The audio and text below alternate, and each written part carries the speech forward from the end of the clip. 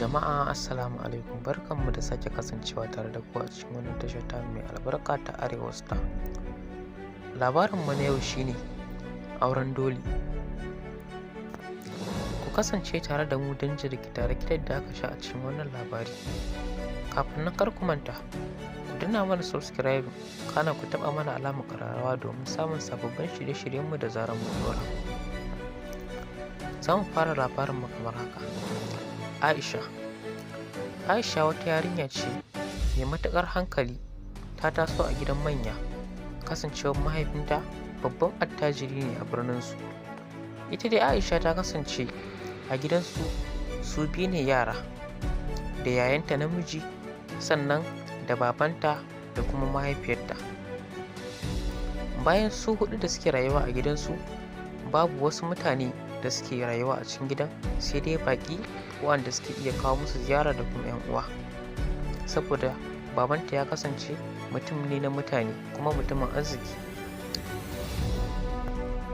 A bayan waɗannan mutane guda huɗu da suke rayuwa a cikin wannan gida, akwai mutum guda ɗaya cikon na biyar, wanda shine Abdullahi mai gadi. Shi dai Abdullahi mai gadi wani matashin saurayi ne mai riƙo da addini, mai hankali, mai nutsuwa da zurfin tunani. Wanda Abdullahi mai gadi ya fito daga wani ƙauye mai suna ɗan marke, wanda tun asalin alhaji shi ma ya fito ne daga wannan ƙauye. Bayan wani lokaci sai ya koma gida da ne ya ɗauko wani daga cikin garinsu don ya zo ya dandala arzikin da ya dandala shi ma, kasancewan babu kowa da ya rage mishi a duniya. Shi ne ya zagaya cikin wannan birni, ko kuma na ce wannan ƙauye nasu, ya duba ya zaɓo Abdullahi a matsayin wanda zai mai gadi, saboda labarin gaskiyarsa da ya samu da kuma riƙon amanarsa da garin. Tun bayan zuwan Abdullahi gidan alhaji, Aisha ya ta biyu a wurin alhaji ta yi tozali da Abdullahi. Ta ji gaskiya wannan matashi ya kwanta mata a rai, amma ba ta san ta ina za ta fara ba. Sai da ta ɗau wani lokaci ta zauna da Abdullahi, ta ga yanayin ɗabi'unsa da kuma martaba iyayenta da yake yi, sannan kuma da yanayin yadda ya riƙe addini sosai yadda baka tunani. Sai abin yana ƙara shiga ranta kamar wasa. A ɓangaren yayanta ma ya kasance shi ma yana matuƙar girmama Abdullahi, kasancewan Abdullahi mutum ne mai mutunta kowa sannan kuma da riƙo da addini. Har wani lokaci takan kai yayanta ya zo ya zauna a wurin Abdullahi a lokacin da yake ibadu, ya zauna ina sha'awan shi, kasancewan shi ya taso ne a rayuwar turai. Bayan shekaru masu yawa ya dawo gida, duk da dai shi ma yana da riko da addini sosai, amma sai dai ba kamar Abdullahi da ya taso a ƙauye ba. Lamarin Abdullahi yana matuƙar burge Aisha, wanda har ya shiga ranta ta kai ita ce take kawo mishi abinci a duk lokacin da za a kawo mishi abinci. Takan zo ta kawo mishi abinci, wani lokacin ma har ta ɗan zauna a wurinsa su ɗan yi hira ta 'yan mintuna da ba a rasa ba, sannan ta koma cikin gida ta ɗan yi farin ciki, kasancewa ya shiga ranta sosai yadda ba a tunani. Ana cikin haka ne kwatsam wata rana tafiya zuwa ƙauye ta kama alhaji da kuma mahaifiyarsu, wanda alhaji ya yi zaɓi babban ɗansu a matsayin wanda zai kai su tare da wani babban abokin shi.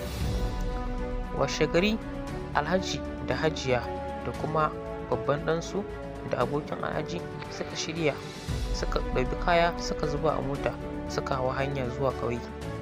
Kasancewa ba su iya barin gida ba kowa ba, hakan ya sa suka bar Aisha a matsayin wacce za ta zauna a gida, don ta zauna a gida ta gadin gida, kasancewar ba su taɓa iya tafiya su bar gidan ba kowa ba. Don a tafiyar tasu shi kanshi babban ɗansu ba daban shi ne zai yi driving a gurin tafiyarsu ba, to da shi ma a gida za su bar shi.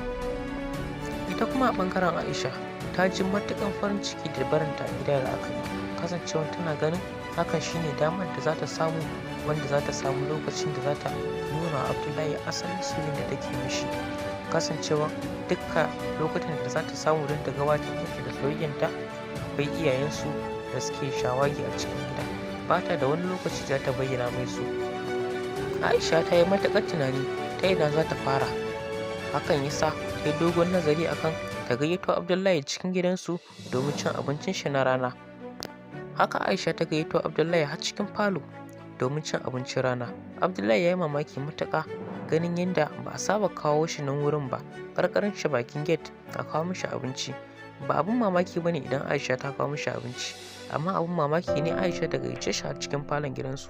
Amma bai ji kodar ba saboda ya yaba da hankalin Aisha, hakan yasa ya shiga har cikin falon ya je samu wuri ya zauna. To jama'a, dama aka ce laifin daɗi ƙarewa. A nan muka kawo muku ƙarshen wannan littafi kashi na 1. Idan kuna buƙatar kashi na 2, to ku faɗa mana a comment section. Kar ku manta, ku dina mana subscribing, kana ku taɓa mana alamar ƙararrawa domin samun sababbin shirye-shiryenmu da zarar mun ɗaura.